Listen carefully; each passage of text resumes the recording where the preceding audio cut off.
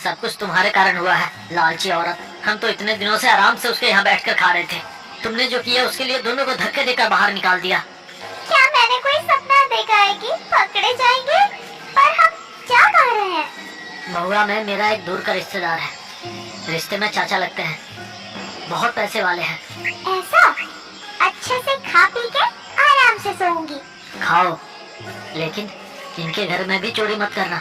अगर पकड़े गए तो घर से निकाल देंगे। हमारे आलसीपन के बारे में जानकर हमारे कोई भी रिश्तेदार हमें आने नहीं देते हैं। ये हमारे आखिरी रिश्तेदार का घर है। कुमारी चोरी करके पकड़े मत जाना। ठीक है ठीक है, इस बार मैं चोरी करूंगी पर पकड़ी नहीं जाऊंगी, आपकी कसम। जल्दी चलो, शाम हो रही है। कहते हैं अंधेरे में यहाँ भूतों का संचार होता है। आपको किसने बताया कि भूत खुलते हैं? क्या तुमने आते वक्त बोर्ड नहीं देखा? खतरा करके लिखा हुआ था। मुझे दिखाई नहीं दिया जी। तुम्हें भला बोर्ड कहाँ दिखाई देगा? सोना हो तो दिखाई देता है। चलो चलो। ऐसा कहते हुए दोनों भूतों के रास्ते पर चल रहे हैं। अचानक बादल छा गए और जोरों की बारिश होने लगी। जोरों की आवाज के साथ बिजली की गरज और चमक। अचानक बेमौसम ये बारिश कैसे? जल्दी चलो। इस तरह चलते हुए जयराज के दोनों पैर कीचड़ में धंस गए।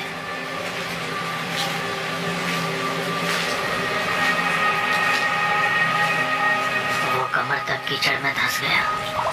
कुमारी उसे बाहर खींचने की कोशिश कर रही थी, लेकिन वो बाहर नहीं आ पा रहा था। बाप रे, मेरा पति मिट्टी में धंस गया। बचाओ बचाओ, मेरा मंगलसूत्र टूटने से कोई बचाओ। अरे चुप, दुहाई देना बंद करो। मैं अभी मरा नहीं हूँ। ये कोई दलदल जैसा है, बारिश के कारण गड्ढा बन गया है। तुम जल्दी से गांव जाकर किसी को मदद के लिए बुलाओ। जाओ। कुमारी मदद मांगने जाने ही वाली थी कि अंधेरा हो गया। भूतों के रास्ते में एक एक भूत आ जा रहे हैं।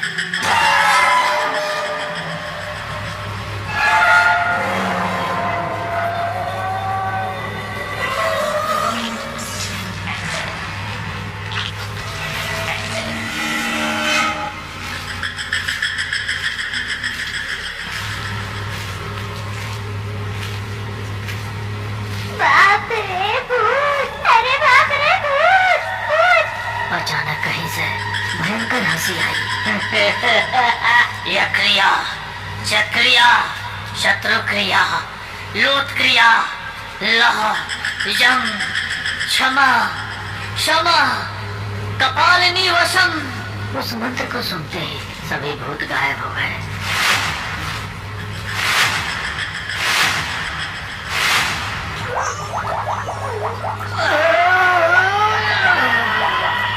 जयराज को दलदल में धंसते हुए देखकर कुमारी वहीं पर बेहोश होकर गिर पड़ी।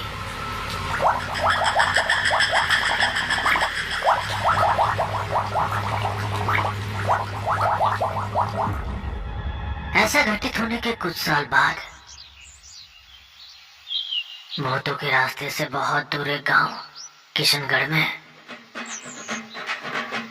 सुनो सुनो, किशनगढ़ के जमींदार जी को अपनी दृष्टि खोए हुए 2 साल हो गए। रतन सिंह जी को दृष्टि दिलाने वाले को 1000 एकड़ जमीन, 1000 सोने के सिक्के इनाम के तौर पर दिए जाएंगे और जमींदार जी की लड़की की शादी भी करवाएंगे। नौजवानों, साहसी लोग प्रयत्न कर सकते हैं। किशनगढ़ के जमींदार ने 2 साल पहले एक जहरीली सांप के काटने से अपनी आंखों की रोशनी खो दी थी। कितने ही वैद्यों ने आकर उनका इलाज किया, पर उनकी आंखों की रोशनी वापस नहीं लौटी। इसलिए जमींदार जी की आंखों की रोशनी वापस लाने के लिए प्रतिदिन आसपास के गांव में ढिंढोरा पिटवाया जा रहा था।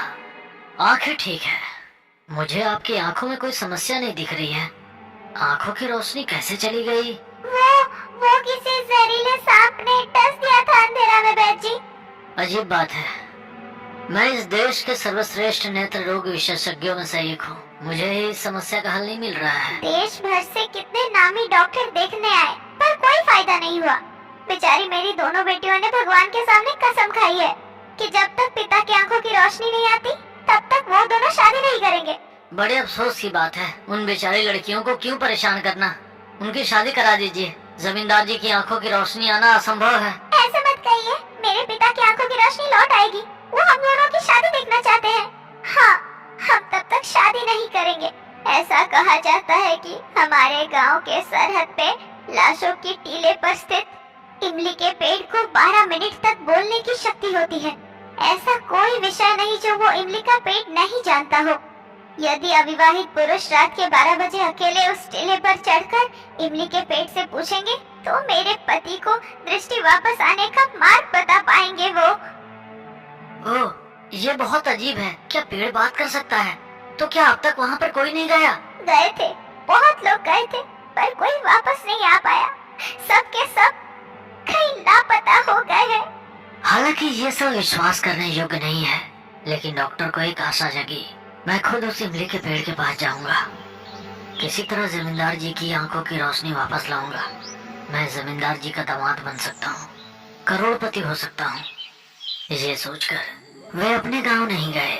वे रात तक सरहद पर बैठे रहे और आधी रात बीतने के बाद इमली के पेड़ के पास गए। उस भयंकर इमली के पेड़ के पास जाकर देखा तो समय 12 बजे थे। रात के ठीक 12 बजते ही आसमान से 2 चमगादड़ उड़ते हुए आए और पेड़ से लटक रहे थे।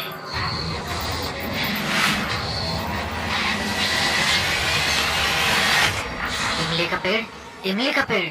जमींदार रतन सिंह जी की दृष्टि वापस लाने का मार्ग बताओ ना। इमली का पेड़ नहीं, जवाब हम देंगे। अरे, चमगादड़ बोल रहे हैं। बताओ बताओ। यहाँ से 10 मील दूर पर महुआ नाम का एक गांव है। वहाँ जाने का एक ही रास्ता है, भूतों का रास्ता। उस रास्ते के बीच में एक सांप का बिल है। उसके सामने बड़ा बरगद के पेड़ के खोखले तने में सुरंग है। उसके सामने उस सुरंग में स्थित रक्त पुष्प के रस से जमींदार की दृष्टि वापस आ सकती है। बस इतना ही? बहुत आसान है। मैं अभी जाकर रक्त पुष्प ले आऊंगा, जमींदार के घर का दामाद बनूंगा। अरे मूर्ख, जिस रास्ते से तुम जाओगे उस रास्तों पर सैकड़ों भूत प्रेतों का संचार होता है। भूतों का रास्ता है। अगर तुम अंधेरे होने के बाद जाओगे तो तुम भूतों के हाथों मर जाओगे। दिन के समय सुरंग का रास्ता नहीं खुलेगा। फिर कैसे? यो क्रिया, जय क्रिया, शत्रु क्रिया, लोत क्रिया, लहा, यम, क्षमा, क्षमा, कपालिनी वशम। इस मंत्र का जाप करते हुए अंधेरा होने के बाद जाओ। कोई भूत तुम्हारा कुछ नहीं बिगाड़ सकती है।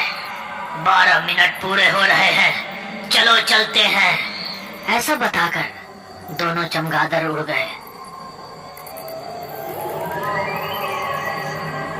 बिना एक पल की देरी किए वो भूतों के रास्ते पर गया। उन चमगादड़ों द्वारा बताए गए मंत्र का जाप करते हुए जा रहा था। यह क्रिया, चे क्रिया, शत्रु क्रिया, लोत क्रिया, लहा, यम, क्षमा, क्षमा, कपालिनी वशम। अंधेरा होने के बाद भी वो भूतों के रास्ते में अकेला मंत्र जपता हुआ चला जा रहा था। एक एक भूत उसका पीछा कर रहे हैं, लेकिन वो जिस मंत्र का उच्चारण कर रहा है उसके कारण वे उसे छू नहीं पाते हैं। चमगादड़ के बताए अनुसार बरगद के पेड़ के तने से एक गुप्त सुरंग निकलती है। अंधेरी और डरावनी सुरंग के मार्ग पर चलकर हर जगह ढूंढ रहा है, लेकिन रक्त का पुष्प कहीं नजर नहीं आया।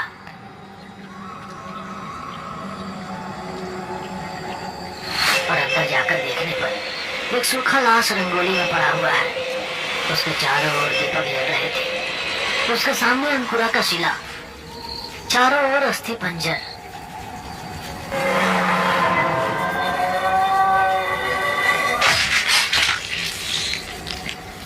अंकुरा के मुंह में बलि का खून डालते ही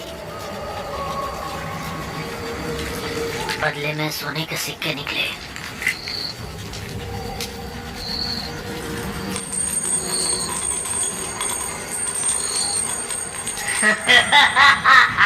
और 16 बलिदानों की आवश्यकता है।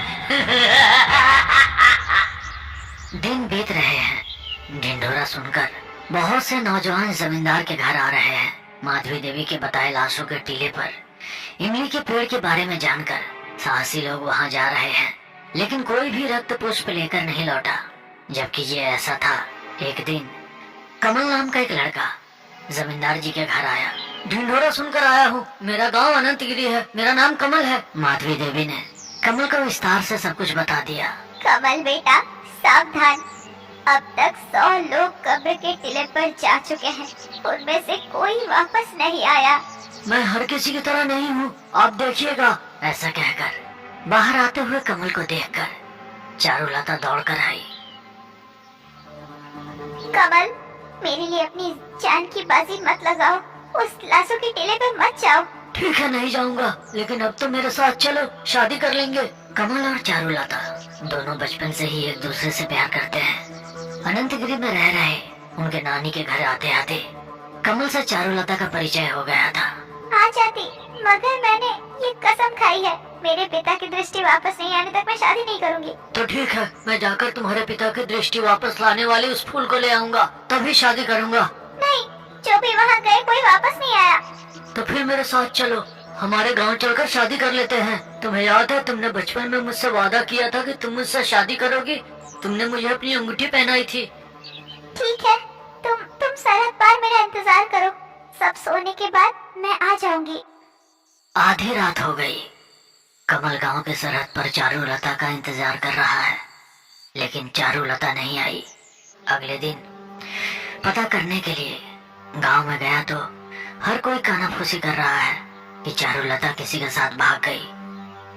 रात को गांव छोड़कर किसी के साथ भाग गई। हाँ, ये रात से घर से निकलकर किसी लड़के के साथ भाग गई। ये सुनकर कमल को कुछ समझ नहीं आया। ये क्या है? चारू को गांव छोड़ने के लिए सरहद पार होना होगा ना।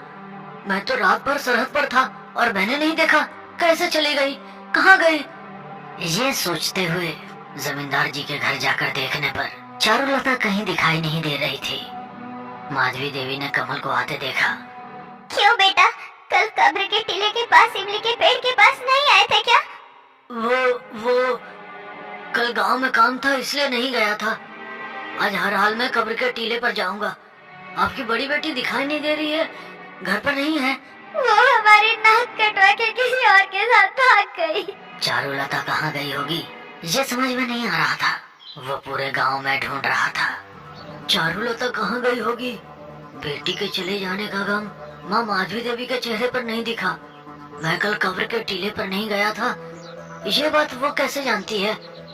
ये सब एक साजिश लग रहा है।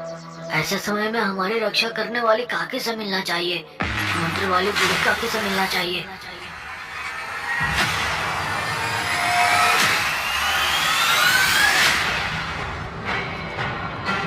सब कुछ मंत्र वाली काकी को बताकर, काकी, जब मैंने उनकी माँ को देखा तो मुझे लगा कि वे कुछ रहस्य छिपा रही हैं। चारुलता को क्या हुआ होगा, कहाँ होगी? आपको ही उसे बचाना होगा। क्या चारुलता का कोई सामान है तुम्हारे पास? चारुलता का निशानी के तौर पर दिया हुआ वो अंगूठी काकी को देता है। काकी ने उस अंगूठी को वशीकरण अंगोली में रखकर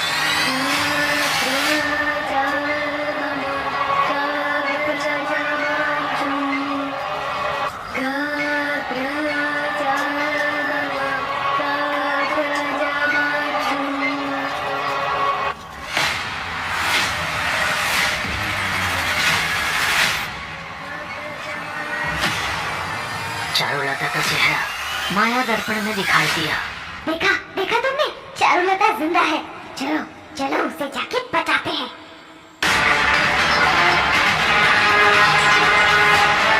ऐसा कहकर वे शव के टीले पर स्थित इमली के पेड़ के पास जाकर प्रतीक्षा करने लगे। मंत्र वाली काकी एक बड़ी चट्टान के पीछे छिपी है। कमल इमली के पेड़ के नीचे है।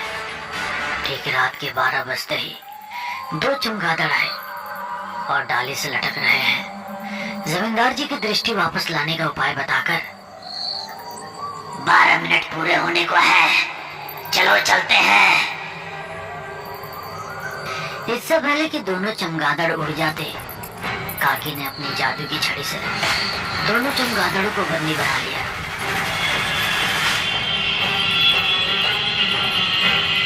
12:12 के बाद वो दोनों चमगादड़ इंसान बन गए।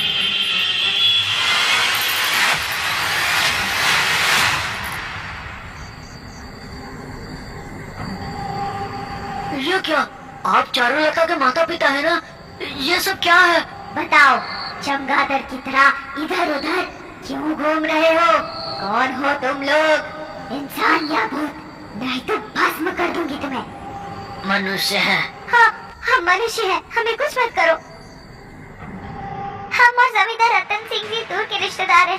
पैसे वाले रिश्तेदार के यहाँ जाके मुफ्त की रोटी खाकर वर्षों वहीं रहकर उनके घर में कीमती चीजों को चुरा लेते थे। इस तरह एक दिन माधवी देवी के एक पन्ने का हार चुराकर पकड़े जाने पर घर से निकाल दिया। पता नहीं क्या करना है और कहाँ जाना है। ऐसी स्थिति में एक और दूर के रिश्तेदार जो महुआ में रहते थे, हम उनके घर के लिए निकल पड़े। इस तरह चलते चलते भूतों के रास्ते में आते ही अचानक बारिश शुरू हो गई थी। बारिश के पानी से बिल के सामने गड्ढा बन गया। उसमें मेरे पति कहीं फंस गए थे। मेरी पत्नी के लाख कोशिश करने के बाद भी कोई फायदा नहीं हुआ। किसी ने मेरा भी पैर पकड़ लिया और मुझे नीचे से खींच लिया। हमने देखा तो हम दोनों सुरंग में थे और उसमें चांगो तांत्रिक की आत्मा थी। इतने दिनों के बाद आपके कारण एक मार्ग दिखाई दिया है। मुझे इस भूतिया मार्ग में भूतों ने मार दिया है। मुझे मेरा शरीर चाहिए। इसके लिए मुझे अकुरा शिला को 119 कुंवारे लड़कों की बलि देनी पड़ेगी। इसमें आपको मेरी मदद करनी होगी। बाप रे, हमसे नहीं होगा। तुम खुद ही ऊपर जाकर जिन लोगों को चाहते हो ले आओ। मेरी पूरी शक्ति मुझे वापस चाहिए। इसके लिए मुझे मेरे शरीर वापस चाहिए। तब तक मैं इस सुरंग से बाहर नहीं निकल सकता। इसलिए तुम लोगों को ही मेरी मदद करनी होगी। ठीक है, हम मदद करेंगे, पर उसमें से हमें क्या मिलेगा बोलो? हर एक बलि देने पर अकुरा आपको 10,000 सोने के सिक्के देगा। तो ठीक है, तुम्हारे पास अविवाहित लड़कों को भेजने के लिए मेरे पास एक तरकीब है। पर उसके लिए क्या आप मुझे और मेरे पति को किशनगढ़ के जमींदार रतन सिंह और माधवी देवी जैसा बना सकते हैं? हाँ, मेरे बाएं हाथ का खेल है। उन्हें यहाँ ले आओ। मैं अकेले ही किशनगढ़ गई, रोने का नाटक करते हुए। जीजा जी, आपका छोटा भाई अपने आखिरी पल गिन रहे हैं। हमने आपको धोखा दिया, जिसकी सजा हमें मिल चुकी है। उनकी आखिरी इच्छा है आपको देखकर हम दोनों से माफी मांगने के लिए वो रो रहे हैं। जादुई शब्दों से उन दोनों को भूतों के रास्ते से सुरंग में लेकर आई। चांगव तांत्रिक ने हमारी मदद से अकुरा शिला को उनकी बलि चढ़ा दी। चांगव तांत्रिक ने वारस तंत्र के सहाय हमें उनके जैसा बना दिया। रोज रात को 12 बजे तुम दोनों चमगादड़ बन जाओगे। 12 मिनट तक चमगादड़ जैसे रहोगे, फिर अपने साधारण रूप में आ जाओगे।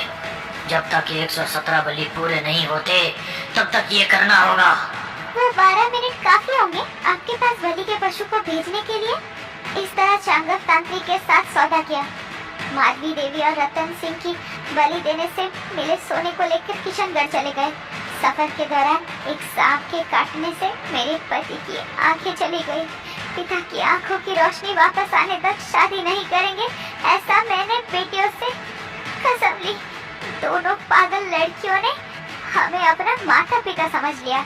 हम लोगों ने चालाकी से ढिंढोरा पिटवाकर, हमने ढेर सारे पैसे और सोने का लालच दिखाकर हम कुंवारे लड़कों को लाशों की टोली पर बुलवाते थे। चमगादड़ के रूप में भूतों के रास्ते में सुरंग का रास्ता बताती थी। जो लोग हमारी बातों पर विश्वास करके वहाँ जाते थे, चांगव तांत्रिक उन्हें अकुरा शिला पर बलि चढ़ा देते थे और अकुरा देवता उनके दिए हुए सोने के सिक्कों को संभाल कर रखता था। और 7 बलियाँ चढ़ा देंगे तो चांगव तांत्रिक को मनुष्य रूप प्राप्त होगा। पर परसों रात चारुलता भागने समय हमें चमगादड़ बनने देख लिया था, इसीलिए हमने उसे अकुरा शिला को बलि देने के लिए सुरंग में ले गए।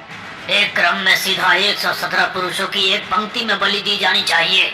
यदि बीच में एक लड़की की बलि दी जाती है तो क्रम खो जाएगा। इसलिए आप लोग स्वयं ही उसका गला घोटकर मार डालो। हाँ हाँ, वही करेंगे। नहीं, 117 लोग की बलि देने के बाद इसे भी अकुरा को बलि चढ़ाएंगे, तभी तो हमें 10,000 सोने के सिक्के मिलेंगे। नहीं तो इसकी मौत बेकार ही जाएगी। तुम्हारी अकल को मेरा सलाम माधवी। इस प्रकार हमने चारुलता को उस सुरंग में बांध कर रखा। चांगव तांत्रिक की आत्मा उसे भोजन देता है। माधवी देवी के वेश में स्थित कुमारी को अकुरा को बलि चढ़ा देते हैं हम। क्या बोलते हो हैं? उन दोनों को एक रस्सी में बांधकर उन्हें भूतों के रास्ते की सुरंग में ले जाकर मंत्रवालिका की माधवी देवी के वेश में स्थित कुमारी को अकुरा की बलि चढ़ा देती है। तुमने ये क्या कर दिया बुढ़िया?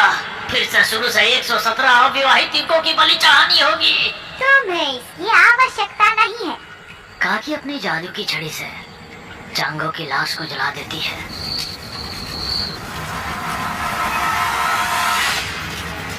उसकी आत्मा को एक कांच की बोतल में कैद करके जमराज को जिंदा ही उस सुरंग में दफना देती है।